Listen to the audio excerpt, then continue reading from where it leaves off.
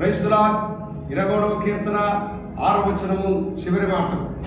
చిరకాలము యెహోవా మందిరములో నేను నివాసము చేసిందని భక్తుడు అంటున్నాడు. నా కాపరి, చిరకాలము నేను నీ మందిరంలో నివాసం చేసింది. మనుషులకు ఎంత గొప్ప భాగ్యం. వాన కోవిలకు దేవుని మందిరంలో నివాసములు ఉన్నాయి. పిచ్చుకలు దేవుని మందిరంలో నివాసం చేస్తాయి.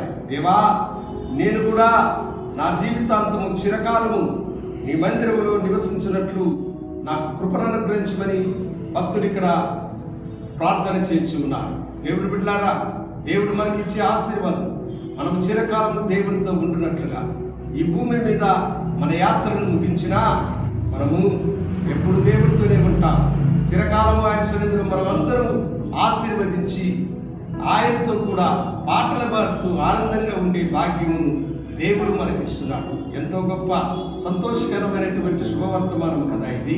ప్రభా, చిరకాలం నేను నీతో కూడా జీవించాలని ప్రభువుని మీరు వేడుకోండి. కనుడా నీకు వందనాలు. చిరకాలం నీ బిడ్డలు నీతో ఉండి కృపను దయచేయమని యేసునామమున వేడుకొంచున్నాము తండ్రి. ఆమేన్. శుభోదయం.